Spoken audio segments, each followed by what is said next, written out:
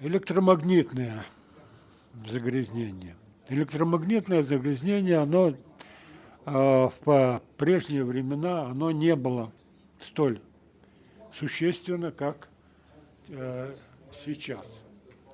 Сейчас электромагнитное загрязнение, о котором никто не хочет говорить, оно вот даже когда существуют такие экологические обзоры насчет вредного действия электромагнитного, излучение в основном сводится к тому, что вот от этого страдают бедные пчелки. По всему миру они там, видите ли, подыхают или перестают размножаться и все прочее. Весь мир покрылся этими электромагнитными излучениями, и вот страдают в основном пчелы. Сейчас это электромагнитное излучение стало оружием для борьбы с комнатными всякими насекомыми и другими членистоногими, пауками и всем прочими. И как будто считается, что человеку это все нипочем. Может быть, тем, кто изобретает вот эти вот оружия, это электромагнитное, все это нипочем, но детям это очень даже почем. И вот,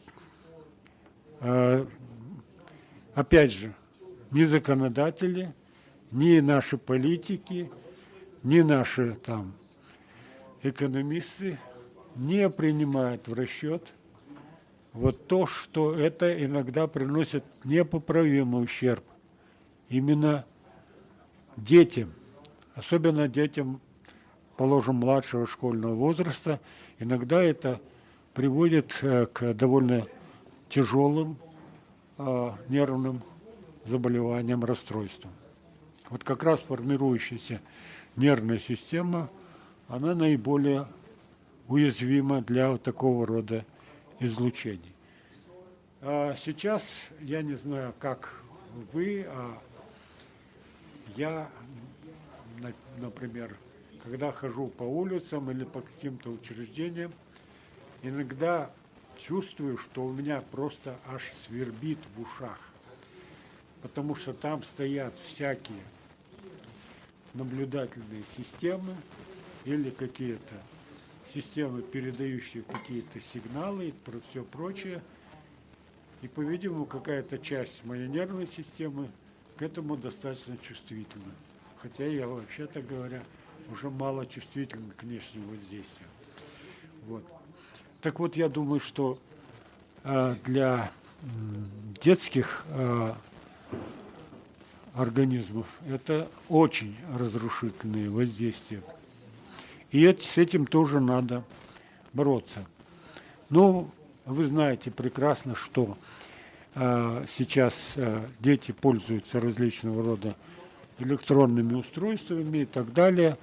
Это, с одной стороны, конечно, их, так сказать, дезорганизует и отвлекает их внимание, но другой аспект – это то, что это разрушает именно их среду и воздействует на них именно физиологически крайне негативно.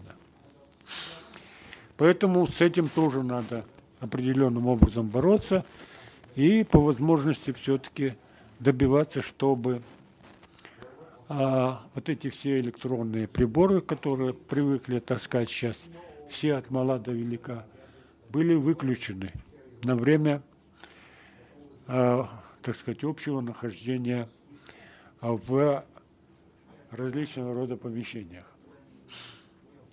Я вот недавно перестал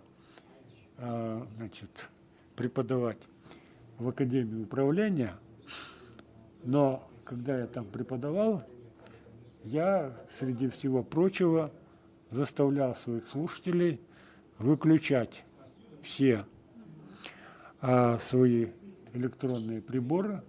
И если вдруг у кого-то что-то зазвонит, не дай бог, я требовал, чтобы они покидали помещение. Вот. В общем-то, сначала они возмущались, потом привыкли. Это, оказывается, не смертельно. некоторое время посидеть без этого. Выключила? Молодец.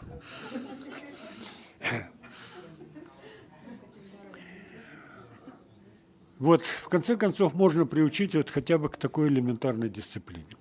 Это всего, так сказать, один и очень небольшой аспект этой достаточно сложной проблемы.